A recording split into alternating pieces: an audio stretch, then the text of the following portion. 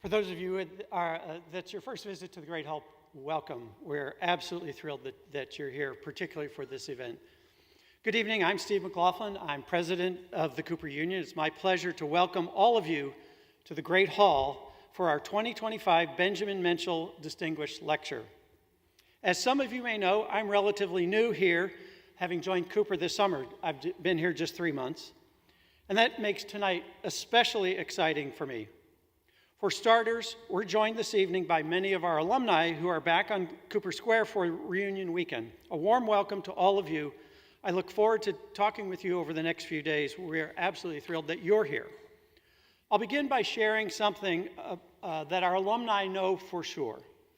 The Cooper Union is among the very best colleges in the nation for students pursuing degrees in architecture, art, and engineering. And for more than 165 years, this great hall has been a New York City destination for exploring ideas, debating issues, building community, and promoting culture and creative practices. That combination is a model for how higher education can shape public life for the better. And at Cooper, we're going a step further. We're in the process of working to restore the legacy of our founder, Peter Cooper, who believed education should be as free as air and water.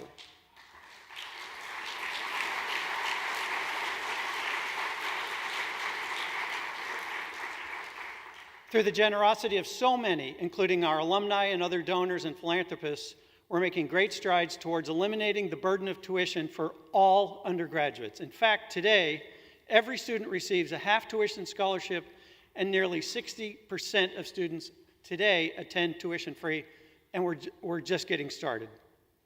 If you're inspired by our goal, please join us. We'd be happy to share more with you about how to do so. Speaking of inspiration, for 25 years, the Benjamin Menschel Distinguished Lecture has been vital to the Cooper Union's mission of fostering civic engagement and productive discourse. Through this endowed lecture series, Cooper has hosted influential writers and thinkers, civic leaders and scientists, artists and visionaries, voices who challenge and inspire us. Previous lectures include public health expert Atul Gawande, jazz legend Wynton Marsalis, Ford Foundation President Darren Walker, and professor, historian, and filmmaker Henry Louis Gates, Jr. All of this is made possible through the generosity of the Menschel family and the Horace W. Goldsmith Foundation. In addition, the Menschels have long believed in the promise of our students and their work. In addition to the endowed lecture, their support over the years has funded unique educational experiences, including the annual Benjamin Menschel Fellowship Program and our Benjamin Menschel Civic Projects Lab. Renee and Richard Menschel are here with us tonight. Thank you both. We are so grateful for your belief in and support for all we do at Cooper Union for our students and our city.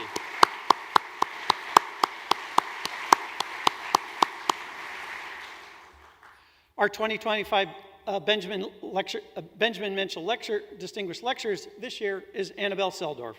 As I imagine most of you know, she's among the most respected architects practicing today. Her firm, Selldorf Architects, is internationally renowned for designing cultural institutions, museums, galleries, and public and private projects that are rooted in a humanist sensitivity to context and individual experiences. She's a fellow of the American Institute of Architects and a member of the American Academy of Arts and Letters. Annabelle received the Academy's Distinguished Award in Architecture in 2014, and in 2016, she received the AIA New York Medal of Honor. We're thrilled to welcome her here this evening to learn about her work for the Frick Collection and the National Gallery of London, just to name a few. We're also delighted to have with us Cooper's very own Nader Tehrani, who will be joining Annabelle in a conversation after her lecture.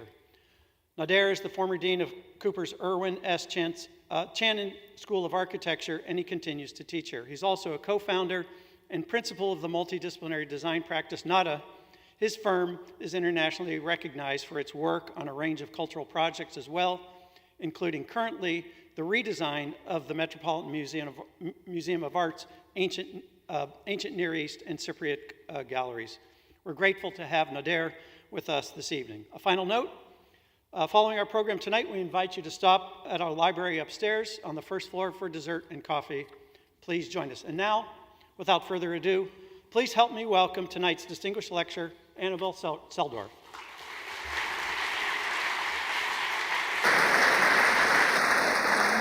Thank you.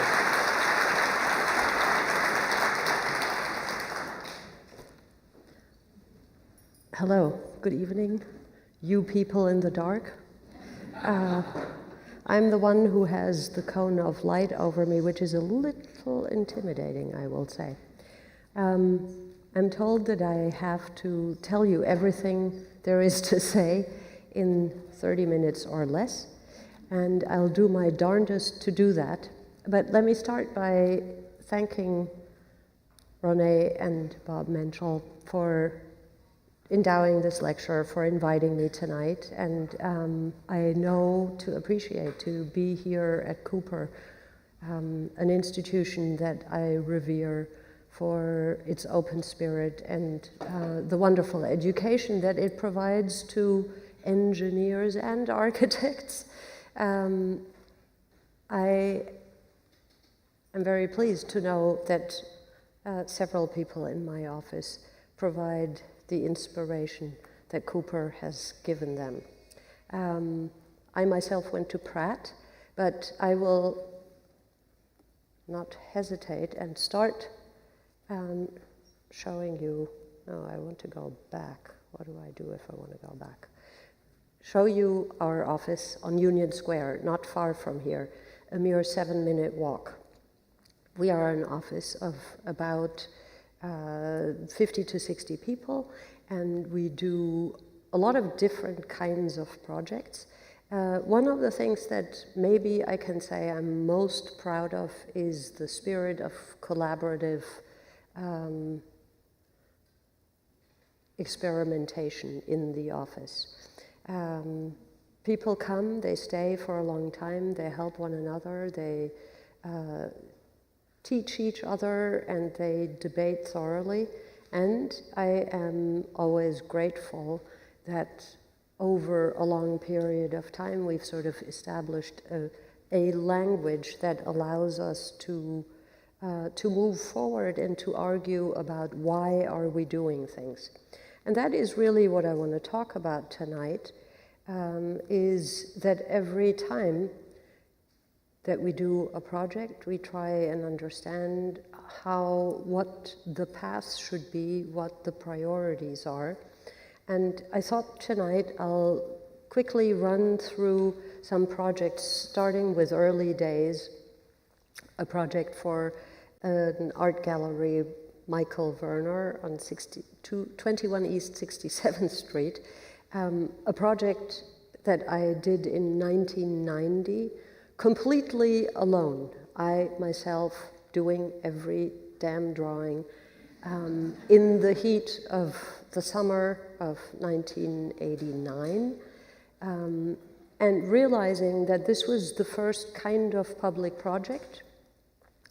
It meant there were, first of all, I should say, there was an absentee client, a client who hired me and said, I'll come around in 6 weeks and we'll talk about it then. You'll be done with the drawings by then. And I realized, oh, I never got a chance to ask this person any questions. What did they want? What were they thinking about? So I worked for 6 weeks straight thinking, well, this would be a solid decision, or that could be a good decision. And then he came, he looked at the drawings, pulled out a crumpled piece of paper where he had made a little drawing of a door, the door that you see in this photograph, just different. And he said, no, yours is better. I'm telling you this story because it mattered a little bit to have the experience of thinking through a problem, thinking through what this gallery needed to deliver other than wall space for paintings and works of art, but also what the expression was. This is a typical building on the Upper East Side. How would we articulate all of the spaces? And in this particular case, I remember particularly fondly that I was in charge of every last square inch. I have a hard time letting go of the square inches, but over time the office grew, and it is the constant dialogue of how do we go about things, what does the budget bear, what are the circumstances, what is the expectation, how do we give something back that informs the work we do. And for the longest time, I could only focus on the work. So here is the Neue Galerie. Some of you may have visited there. It's the Museum for German and Austrian Art on 86th Street and Fifth Avenue. And this was a very fortuitous situation where we were hired by Ronald Lauder to do a renovation of a Carrere and Hastings building that had previously served as the Evo Institute. Why is that important? Because, of course, the connotation of German and Austrian art to the documents that had been stored there, among them the documents from the Nuremberg trials, brought a kind of weight to the task. But I, in turn, was more than anything preoccupied with how could we make the building accessible. This is only half true because, of course, the process included a great deal of conversation with the client, not only on how to exhibit the collection and the artistic objects, but who would come? This is a new institution, and not every day does one get the opportunity to work on a Carrere and Hastings building, to explore showing art from Germany and Austria post-1945. So the process, the dialogue, the understanding of how we would show work was very much informed by the nature of the building, which of course is in good part, as you can see in this section, articulated through this enormous skylight that hovers in the middle of the building. The building had not been treated very well, and so we very carefully renovated a lot of the spaces. We renovated the skylight. It, in fact, had been covered up over time. Ronald Lauder was very keen on having a Viennese cafe and afforded us many a trip to Vienna to explore eggs in a glass and how to serve them appropriately. All kidding aside, every last detail mattered, and it mattered not just to me, but it mattered to the director, Renee Price, the curators, and of course, most of all, Ronald Lauder. He was very pleased when we proposed to create this kind of glass ceiling, akin to a skylight, but instead actually really just a lit ceiling on the second floor, because he understood the idea that this was a reference to the Vienna Secession building, of which he was all too familiar with. And in fact, it is the coincidence of this building being from 1914 to 1919, I think, with the simultaneity, I should say, of modernism taking root in Vienna and other places like the Bauhaus. And this is what this very little museum is dedicated to until today. And it's hard for me to believe that in over 20 years, it has now become part of the New York landscape, an indispensable aspect of how people look at and think about the German-speaking environment. Some 10 years later then, the office had grown. We had done a number of art galleries and various residential projects. David Swerner, a German-born art dealer and a good friend of mine, called me up and said, I bought this building and we're going to tear it down and build a new building. Well, that was momentous for us because it doesn't happen every day that somebody would take an existing building down. This building is in Chelsea, on the west side between 10th and 11th Street on 20th Street, and we explored whether the existing building should remain, but concluded that there weren't ceiling heights and any number of structural elements that were in the way, so we would indeed build a new building. And this afforded David to make a building that was both, a LEED Platinum building, the first LEED Platinum commercial art building. It afforded us a large space, which I refer to as the heart of the building, with north-facing skylights. We were able to create in this building of, I think, some 25,000 square feet, conditions to show art at a near museal quality. And David was an exacting client, but one who I had known for a long time, and by now I think we must have done some 25, 30 projects together, and it feels like we're finishing each other's sentences. I'm telling you this because I think it is extremely important to understand how people work, how they think. We are not architects in the office who just forge ahead and foist a finished project on our clients, but we seek the discourse, the iterative back and forth of what if you do this and how do you do something else, and try and step back from time to time to understand what the real objective is. Well, you can see in this picture that one of the objectives was to showcase Richard Serra's work, and I'm never tired of telling the story that Richard sort of slapped me on the shoulder and said, "Good job," which forever feels like I had earned a medal. That mattered a great deal, and it mattered a great deal because Richard Serra mattered a great deal in my way of thinking about space, and not just thinking about art, but thinking about how we occupy space. So that goes very quickly to the integrity of architecture. There's a concrete facade. We took the concrete inside the building and made the vertical circulation part and parcel of that journey through the building.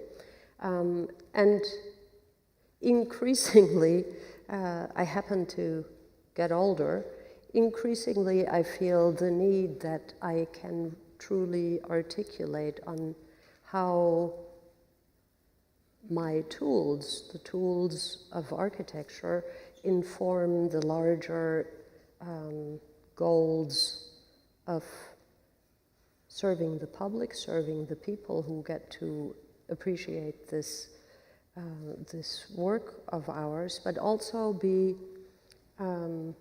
responsible to them.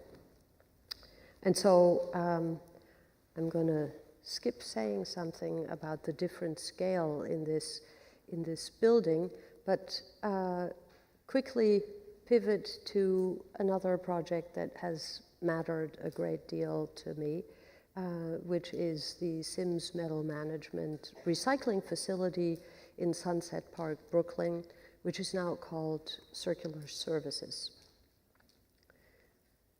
I think we can say that this is a civic building. Not too many architects have done recycling facilities. I certainly hadn't.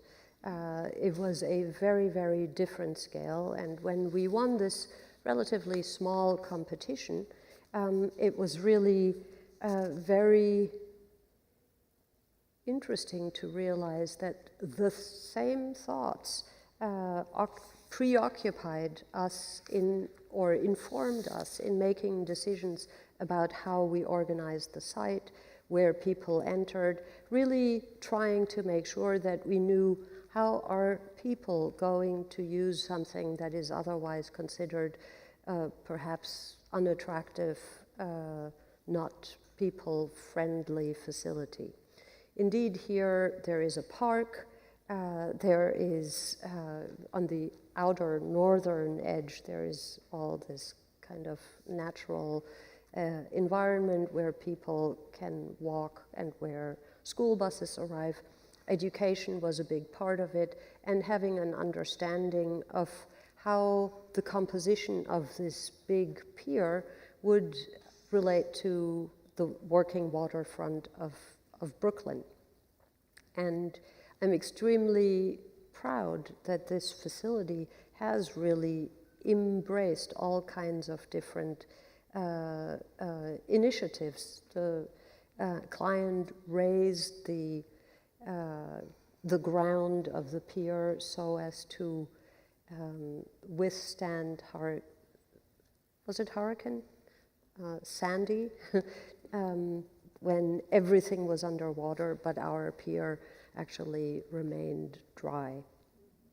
So we learned a great deal about thinking about health and forward-looking building technologies. I can't say that I started out that way. I resisted the idea of, well, maybe that's not so nice. But I think today, more than ever, we have to make sure that innovation is what informs a new aesthetic, or if not a new aesthetic, one that follows the lead of the main priority, which is to sort of move us forward in a different way.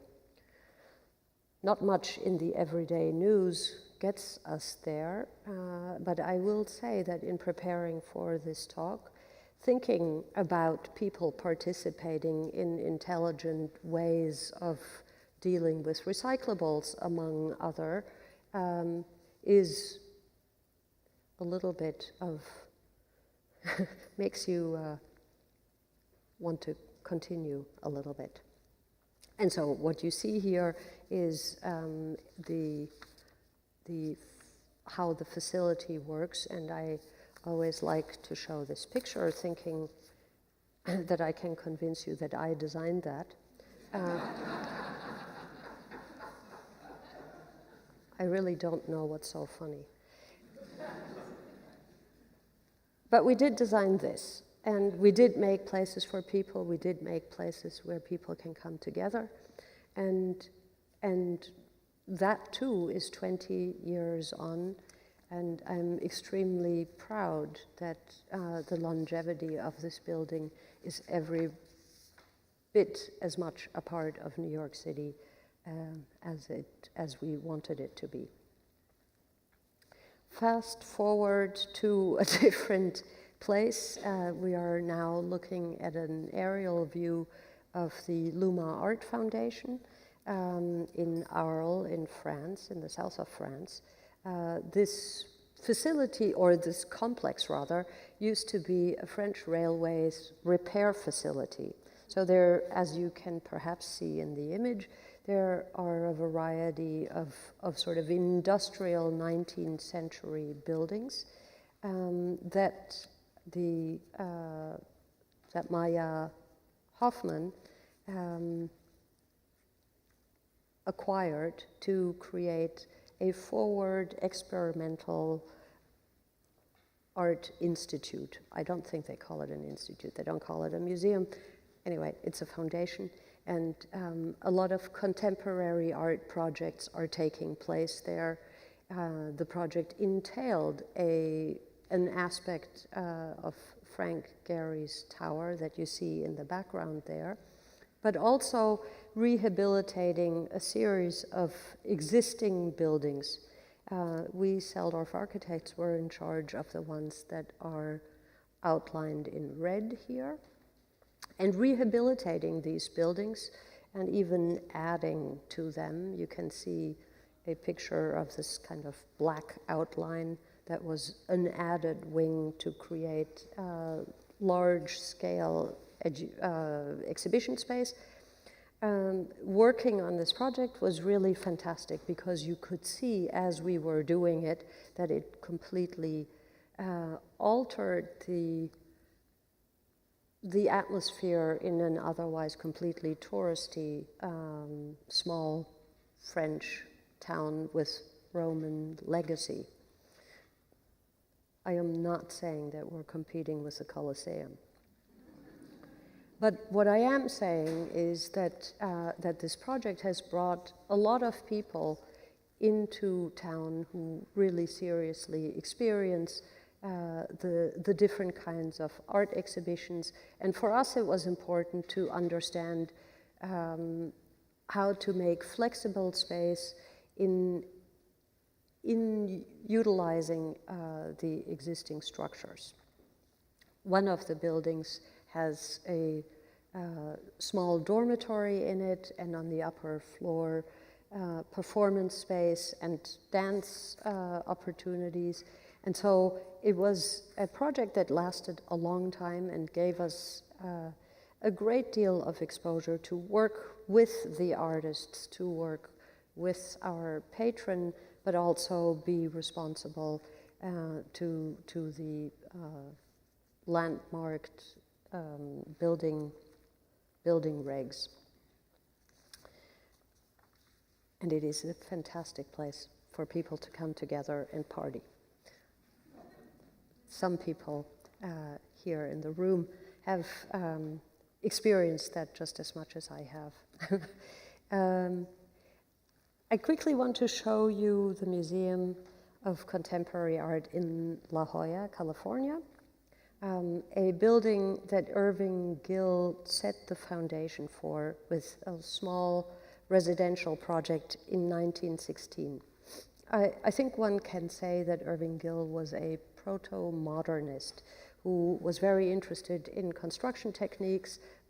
He utilized tilt-up concrete planes, and when his patron, Ellen Scripps, died, she left the house behind for an art foundation that eventually in the 40s became a full-fledged museum.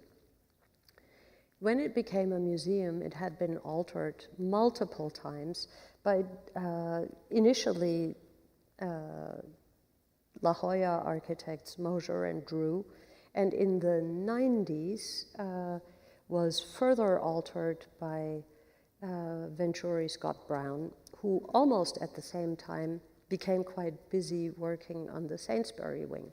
We'll talk about the Sainsbury wing in a little while. But what was interesting was that the museum didn't have any gallery space. In fact, the property had been such and had been developed in such a way that viewing art was extremely difficult because there were simply no galleries. There was the existing building, then there was an auditorium. Anyway, fast forward to when we were hired, the museum had acquired a property to the south that all the same was very complicated because it was on a very steep slope going down toward the Pacific Ocean. So over time, the design that we developed included repurposing the auditorium that had been relocated elsewhere and creating a kind of bar building that was stepping down the mountain. It was an exceedingly complicated project, but one that I'm very proud of because it did so many things to reactivate the community in La Jolla, to provide space for Southern California art that wasn't available before. And if you don't want to look at the floor plans for too long, here are now some pictures of how a redirected entry provides a kind of clear welcome to visitors of the museum. Here's a small view of the entry, and I'll just click through quickly some of the gallery images. It was a visually very simple project, and all of its intricacy is about how you circulate in the building, going down the hill, as it were, and creating ways to bring daylight in. In this case, it looks like rather too much, but being very careful about the intensity of light relative to the art, and so on and so forth. And while I'm very proud of how beautiful these galleries are, what I'm really proud of is how people use it and how people promenade in this space. And circulation, of course, is something that I always drill down on, and at the Frick, that became one of the central preoccupations.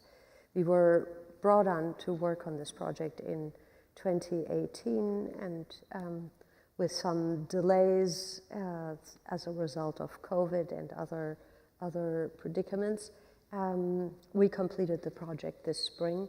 And I hope that many of you have already been there. If not, run, don't walk.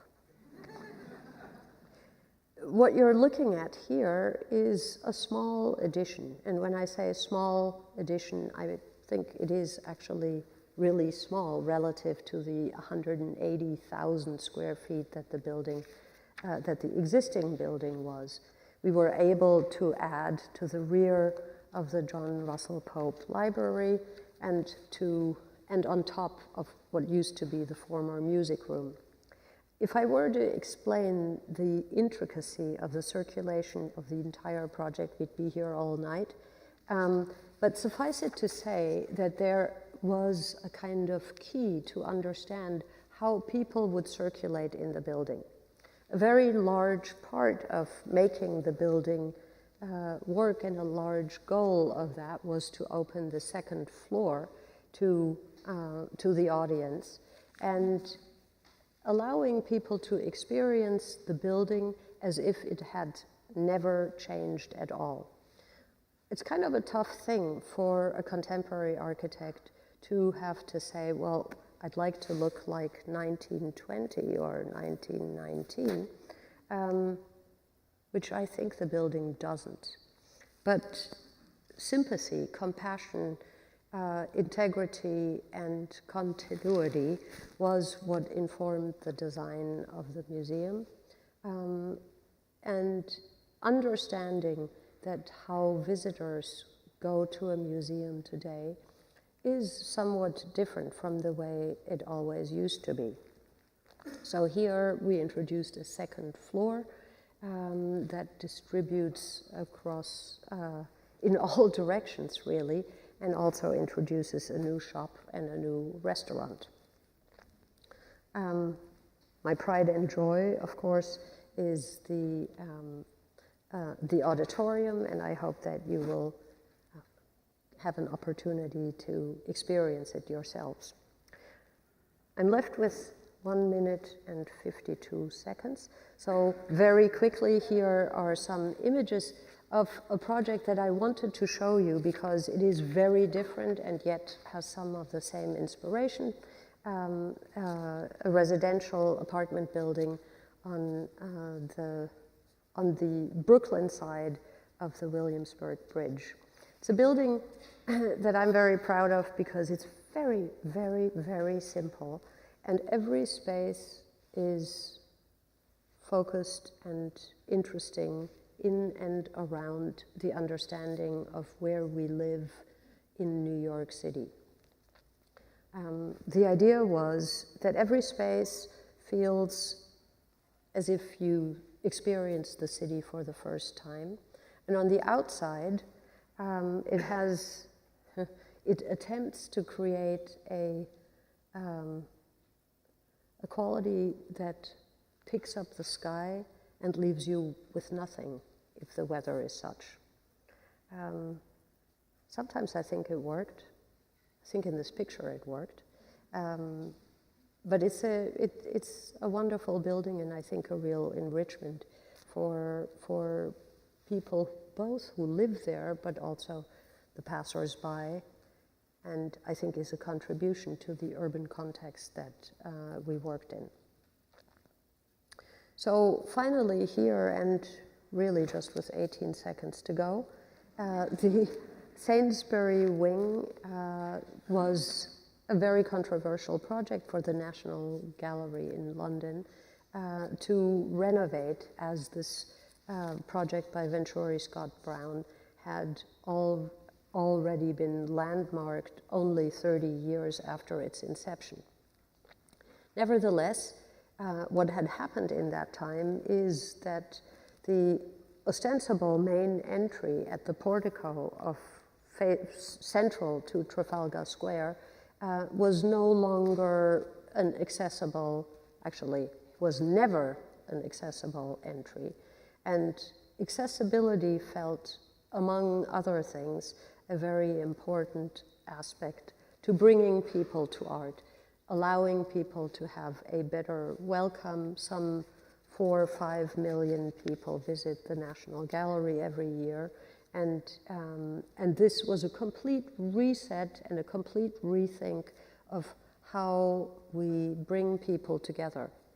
It is about how we bring people to art with this unique collection that the National Gallery represents, but it was more than anything really an understanding of how do people move in space, when people travel, how would they like to encounter others, how can we be gentle, compassionate with one another. And a big part of that for us was, again, a notion of making a building, the circulation in a building, something that feels inevitable, feels free, feels unencumbered. And so these interventions that opened the Sainsbury to being much more airy, having more daylight entering from two sides, and accepting the fact that large spaces are necessary for large amounts of people, and providing them with that kind and authentic welcome that I keep talking about. I can only say that I think it worked, and that the intervention at the end of the day didn't put itself ahead of its use.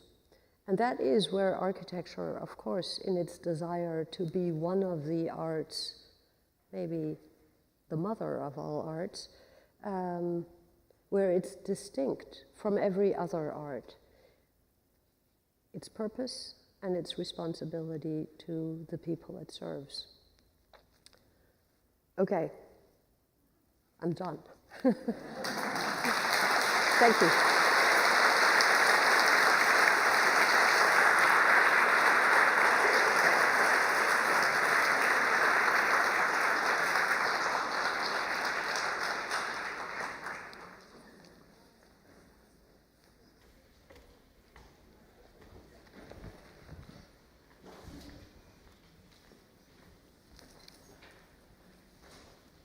Hello.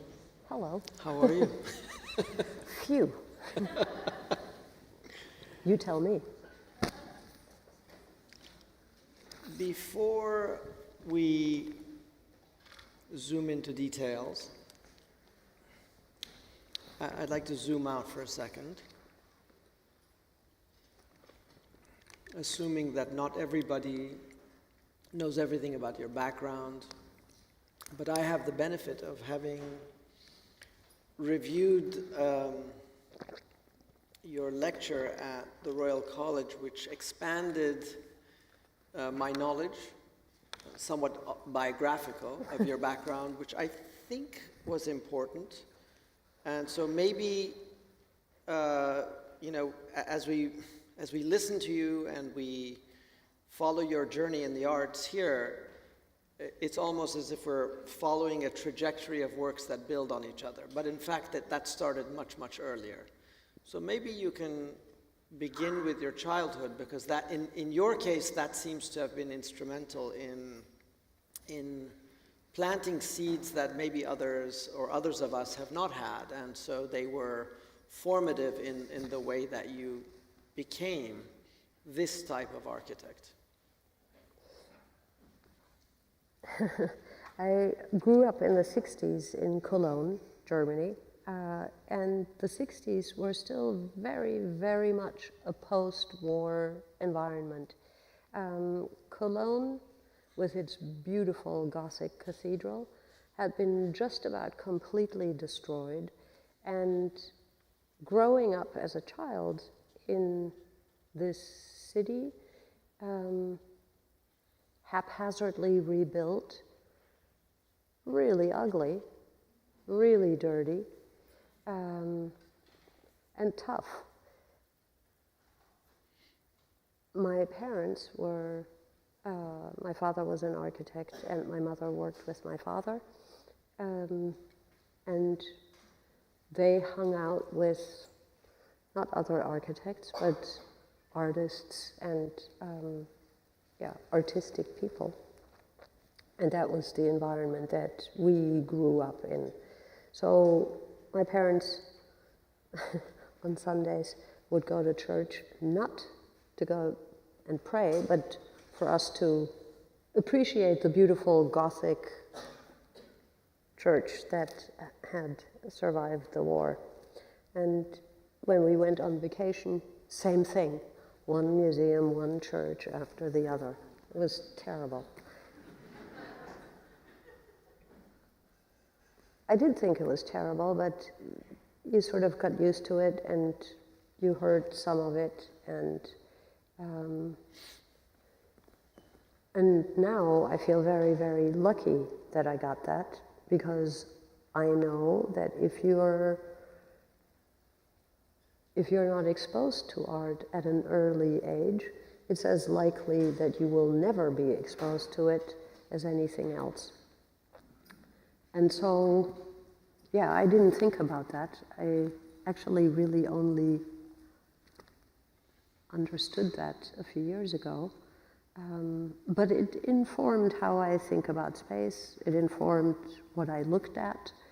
And especially when I then later on came to New York, I will admit that I didn't get into architecture school in Germany because my degree average wasn't very good. But when I was lucky enough to come to New York and study here, my natural habitat was artists and that sort of community that was all I knew in New York. Why didn't you go back to Germany? They didn't want me there. No, I remember that I actually, after about a year of studying in New York, I received a letter that I was accepted at the TU in Berlin. And I just thought, nah, I can't leave New York. And yeah, there it is. So I want to go a full circle around those things that you have done within the context of redefining the museum. And reductively or broadly, let's say, there are things that are define an ethic. You know, how you operate on an existing building, how might you create a new building, in your words, what matters. And I imagine, among other things, the art matters, or maybe flexibility matters, or the experience of the audience matters, or otherwise, disciplinary issues matter, even if they're not something perceivable by the general audience. And so I'd like you to just elaborate a little bit more on, given the kind of panoramic quality of the work that you've shown, is to synthesize some of those priorities, or if it helps, to cite a difficult moment where you've had to make decisions that give priority to one over another, even though it was a difficult choice? Well, that's a tall order. I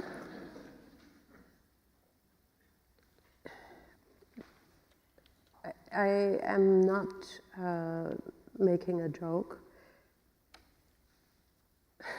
but the world is complex, and rather than adding complexity, I usually try to break things down into ways that allow for wayfinding for me, that allow to understand what a possible path could be. And I think, sorry, I think some part of it has to do with looking very carefully at what is more important. People, art, okay, art, no. I was kidding. But it's very important to me for you to know that it's not about the museum. It's how I think about architecture. I think that it's beautiful when we are able to put things in the right kind of relation to one another. As an architect, my tools are making space and prioritizing one thing over another. So scale, light, structure, circulation are the big picture things that we utilize. And then you layer on top of that all the other things. But in the first place, architecture, I think, has to answer to a notion of utility or purpose. And I think, this is my opinion, obviously, that it has to do so succinctly. I'm not interested in the frivolity of balancing on one leg and then some, but I'm interested in creating a reason that favors the long-term experience of the user, the visitor, the audience, that allows one person to be different than another person. Especially in museums, the examples of Beaux-Arts museums have been debated so much, knowing that the monumental architecture of the 19th century or early 20th century was considered to be intimidating. Why? Because it was meant to be intimidating. It wasn't for everybody. If we really mean it, if we really want to include everybody, then we have to act differently. And what are the ways in which we can do that? It's obviously much more difficult when you're dealing with existing fabric. But to me, that's the interesting thing, is that architecture doesn't have to use a sledgehammer to create large openings. But there are better, more subtle, more authentic ways to begin conversations. And they're human conversations, I think.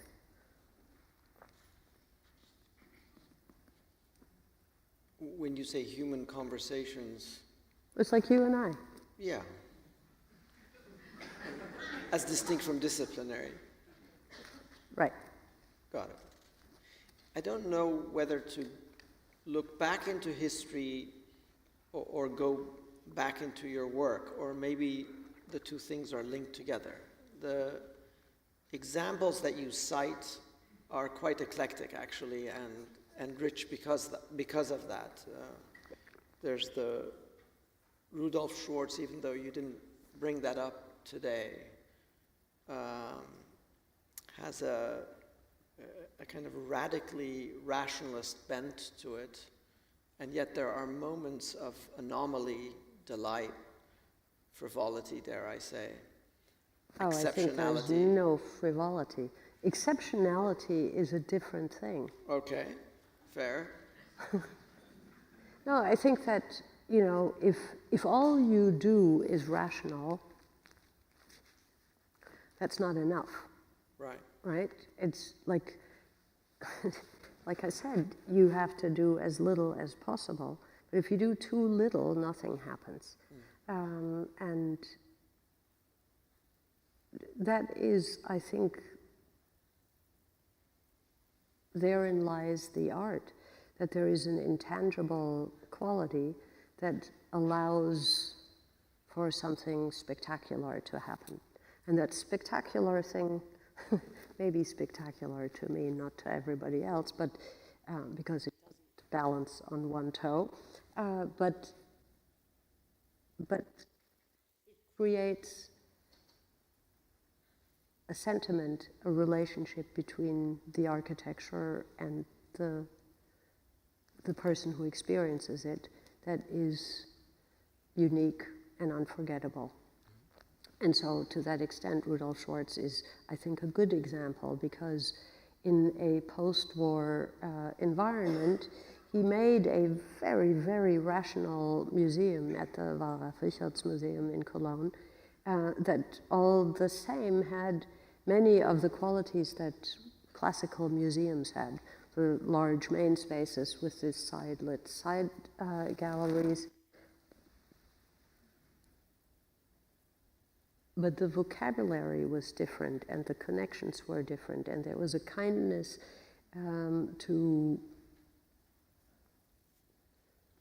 the community that I think was extraordinary, and that carried forward a kind of expertise that answered to all of the topics. Well, if I'm not wrong, the staircases are some of those extraordinary moments, because they also allow for a release from the, let's say, the repetition of the plan, if you like, or the systemic kind of iteration of that plan. And so that may loop back into the idea of the promenade as you see it. Yeah, it relieves you from the relentlessness of being rational. Yeah. And that's it. Now, despite what you would like us to read in your work, the reality is that the objecthood of architecture often dominates, just because it's a visual medium. And in your case, you have at least 3 voices, if not more, but there are 3 that resonate to me in particular ways. One has to do with the ethic of either adaptive reuse or historic preservation, and I know that there are nuances to that in and of itself, and maybe you want to elaborate on that. There's another one which I would say that the unstudied mind will associate with you, which broadly is characteristic of something stealth, minimal, even anonymous, to the point that you have to search to find it, and it's quite beautiful. And we can, the David Zwirner is a great example of that. And then there's those weird examples that, are figurative or take on detailed choices that, that swerve away from the anonymous. If they're not iconic, they become discernible according to a completely different set of standards. Maybe 10 Bond or 211th Street have what I would call catalytic details that, even though they're repetitive, they amount to a deviation from convention. So there's maybe an opulence to some of these moments, but they resist convention at any rate. So maybe you can elaborate a little bit on, well, first of all, maybe these you don't agree with these characterizations, but maybe you can help reformulate them for us, and then articulate how you slalom between different ethics. Well, I don't think that there are different ethics. I think there are just different modes of operation, perhaps. I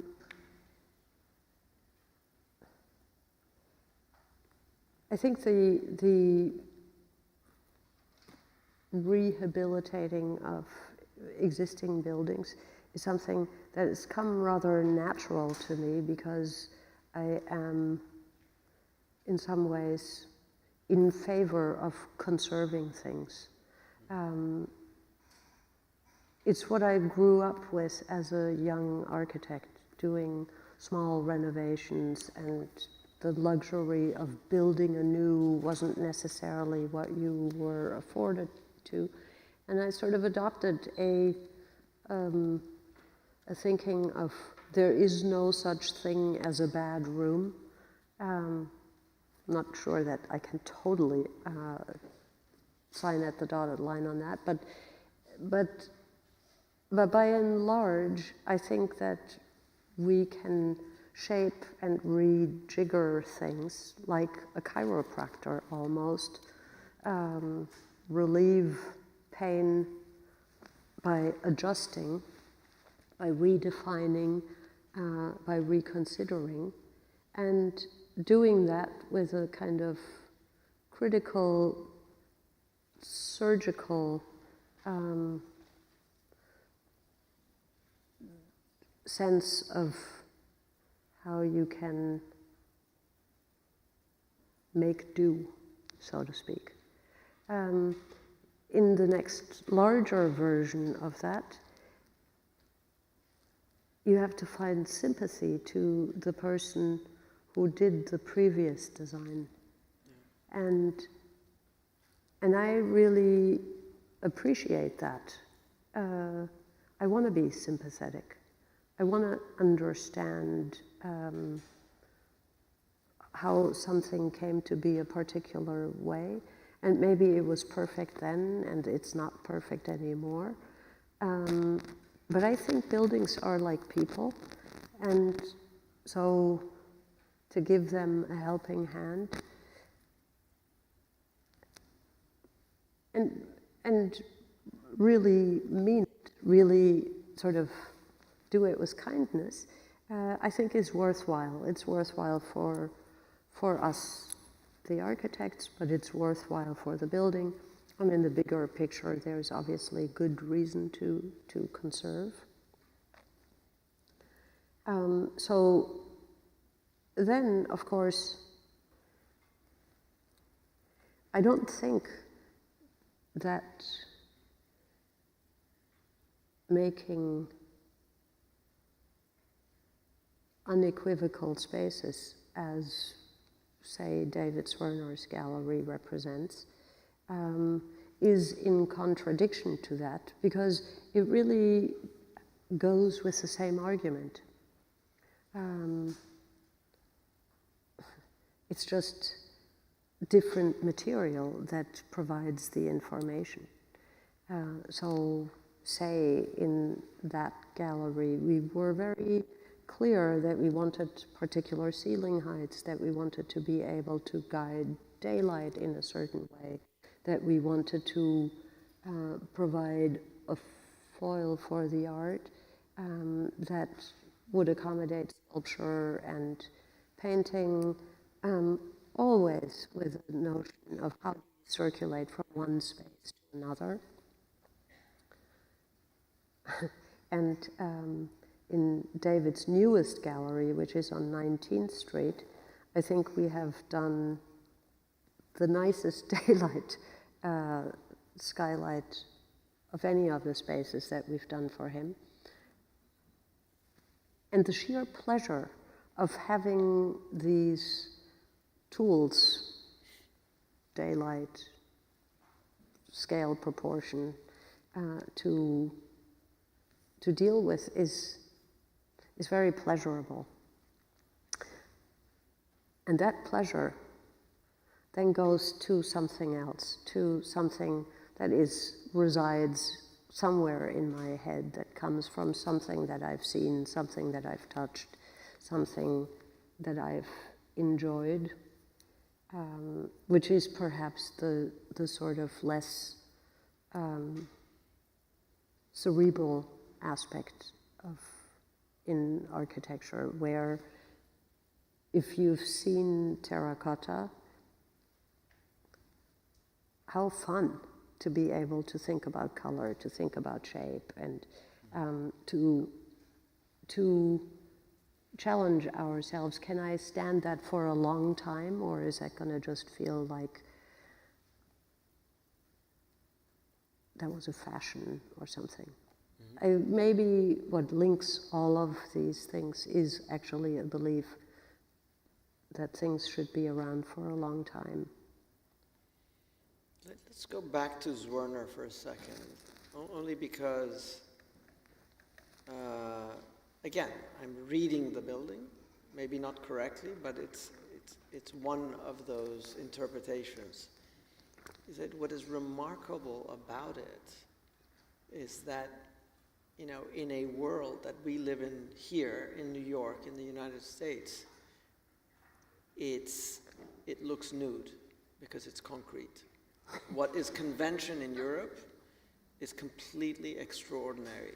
Now, on top of that, knowing fully well that with all of the progress that reinforced concrete signified in the 20th century, that if we want to build a raw concrete building today, we sort of can't, because there's a layer of insulation behind that. And It's so the last day we could do it. It's done.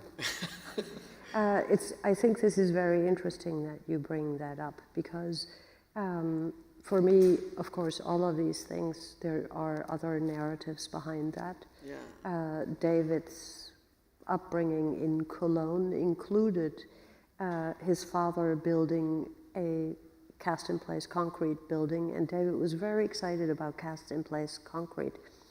And initially, I sort of resisted that, quite frankly, because I also was afraid that there was an amount of expertise that goes into good concrete work that not only I didn't have, but that New York contractors couldn't readily provide.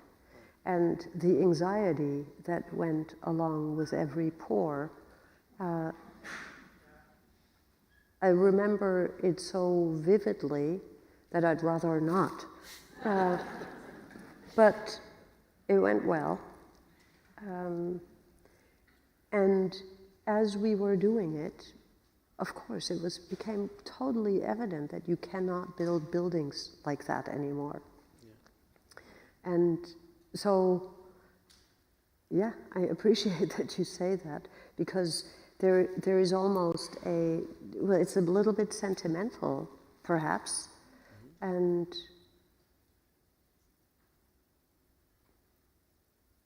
there is a degree of naivete that was part and parcel of doing that,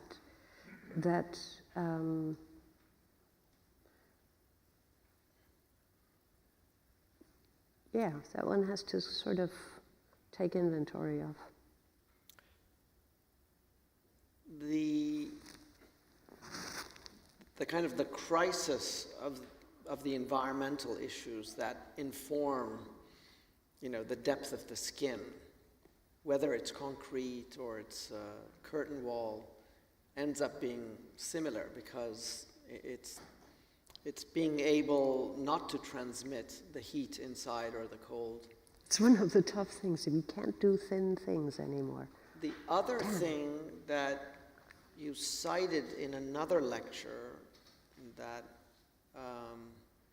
they might appreciate is the Kahn Gallery at Yale, because of the concrete coffered ceiling, which first of all is this extraordinary structural system, and at the same time it is raw and open. It requires no adornment as such, but because it's coffered, it visually hides the mechanical systems and lighting while completely exposing them as you look up.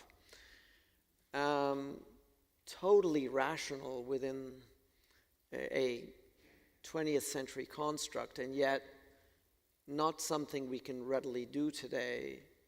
Well, we can probably, but not really in the same way. And it's hard, to look at all of your buildings and not imagine the kind of the labor that went into the reflected ceiling plan, the ceiling, if you will, and the planning and the programming of everything that's concealed behind that. But I wonder,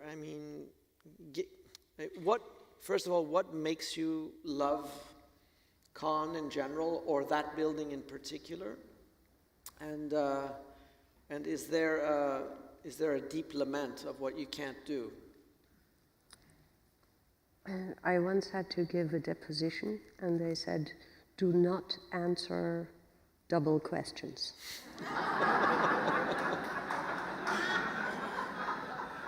I think there were 3 questions here. First of all, the lament. I think the lament is quite interesting. It's my lament, actually. I'm confessing my lament, so. Well, I think we all have them because we were brought up, no, not everybody, but I was brought up in the tradition of heroic modernism, Yes.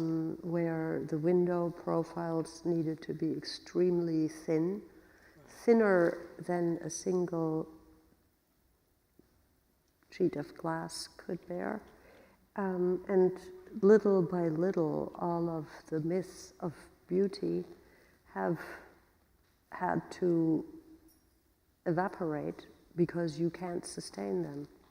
And I'm quite interested in that because it is a kind of practical reason why these rules of modernism have to change, right? And so it's our job to figure out how to push against that and how to be intelligent in how we build. And that's a huge task. It's an interesting task, and it doesn't mean that you have to abandon your sense of dignity when it comes to articulating proportion. You just have to find different ways of looking and of committing yourself to that intelligence, I think. Lamenting is a big part of that.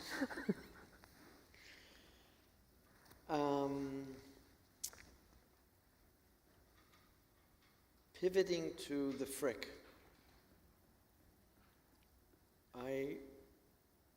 not in preparation for this at all, purely accidentally, I had the luxury of getting a private tour. This is about a month or 2 ago. And without restriction of time, I went through back of house and front of house and just in the wonder of all of its details, the colors, the nuance of it all, and I'd like to just patiently go through all of that a little bit more. I don't think that your lecture covered the depth that this building entails. But there are, of course, very interesting ways in which the new and the old are kind of superimposed on each other. Let's start at the big picture. The vertical layer where the administration is in the background is effectively, it's not a facade on the old building. It's not, that would be too simplistic. It is a poché, a depth. It's a veritable space, or it's another building in front of it. Does it, remind me, does it occupy the same skyline and silhouette, or does it produce a new one? I do think it produces a new one. Okay. And that's entirely intentional.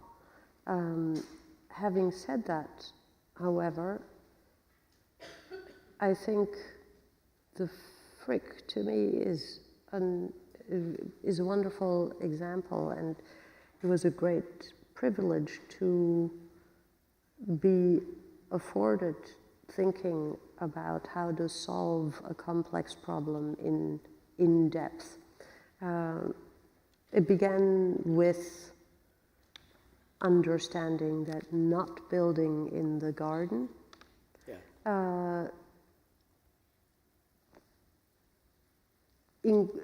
had as a consequence a kind of staccato of where could you add, how could you reconfigure.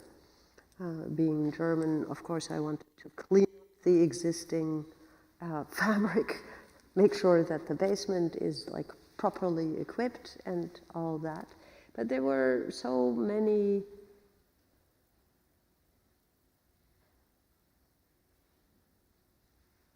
different things that had to happen at the same time, that you had to think about the different streams of circulation, from visitors to people who work there, to the path of art, to the path of food.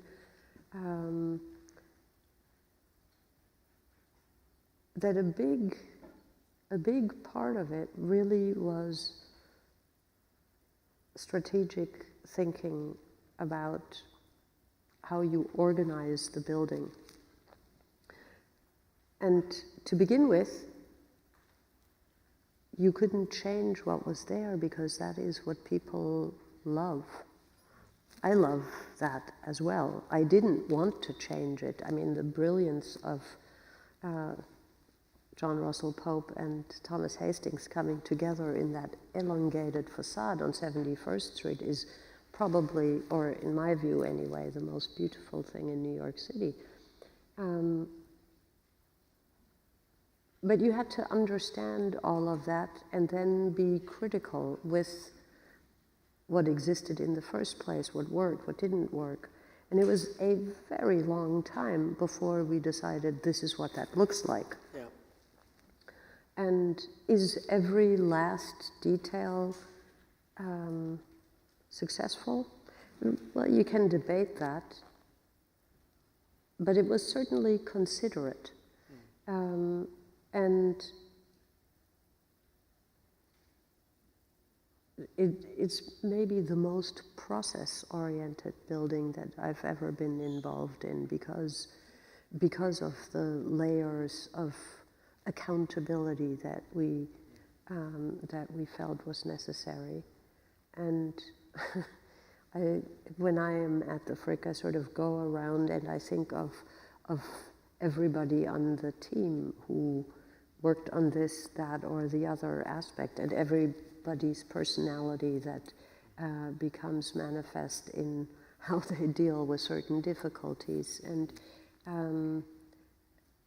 I think it was a very, very unique opportunity or a gift, maybe, that we were allowed to do that so thoroughly. I'm mindful of the time. They're indicating to us that it's time to wrap up, but I want to bring the general scope of that process to two details that I have in mind for this particular building. The first is in the basement, in the crypt, if you will, where the auditorium is. Transformative, transcendental, if you will. I love the space.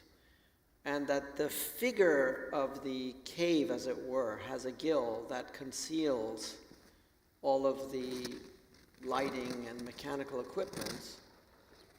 And then you have another one in the back that is completely exposed. That you have to explain to us. Then there's another one, and this is a different, this is a double question. You get to answer only one of them. I don't know which one is more difficult. Or Be able to answer them with yes or no. I studied the plan, and I studied the section, and I determined that I couldn't find another place to put the stair. So you can tell me if there's another place to put that stair, but that stair, in my mind, wants to be two things, and you're going to tell me whether that is the exact stair you wished on it, or whether you were deliberating between two paradigms that are then kind of colliding in that space. The first is an image of Arne Jacobsen's bank in Denmark, where you get the figure of the void of the room with a perfect stair, systemic, repetitive, that pierces, going from the top to the bottom, not of the system of the building, alien to the building. And the other one is something quite different, because clearly its materiality, its detailing is of an iconography that is either blended into or forcefully mediating with the existing conditions. And these two worlds collide in a very difficult synthesis, if I can borrow from Venturi. So you can just either respond to or critique my interpretation, and whether these were two scenarios that were debated or were a kind of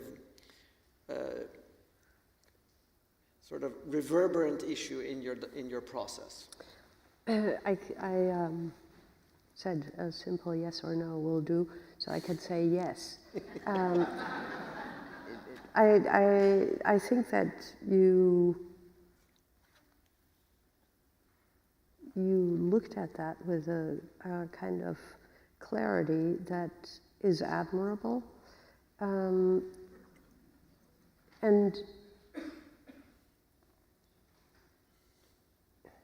there isn't a whole hell of a lot more that I can say other than, no, I don't. I'm actually quite serious about this, because it's a step away from complete resolution. And resolution is usually something that I don't give up on. Yeah. And in all of the descriptive words you use are correct. The one thing that you didn't say is, because you couldn't possibly know that, is the dimensionality of that stair. There wasn't another place where the stair could go, that is correct? There is not. No. Yeah. And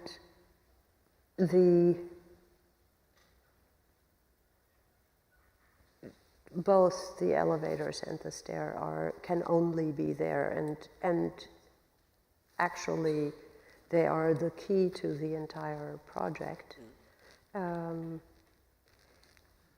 There is a mindful nod to the grand stair in the mansion. And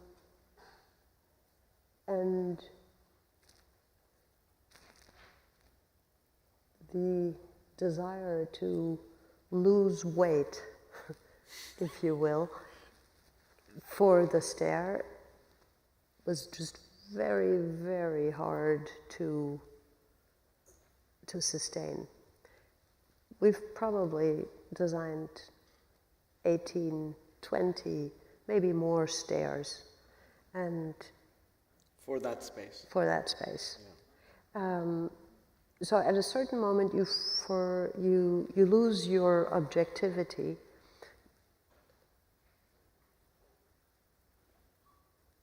Yeah, and so I think that's really all I can say. It's like it's agreeable to walk on. It allows, meaning the rise to run Yes. is very good. It allows visual connection between the two floors in the openness.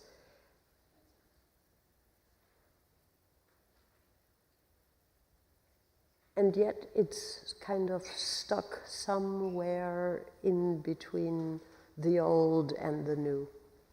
And I take that. An extraordinary body of work, and only just the beginning. Thank you. Thank you.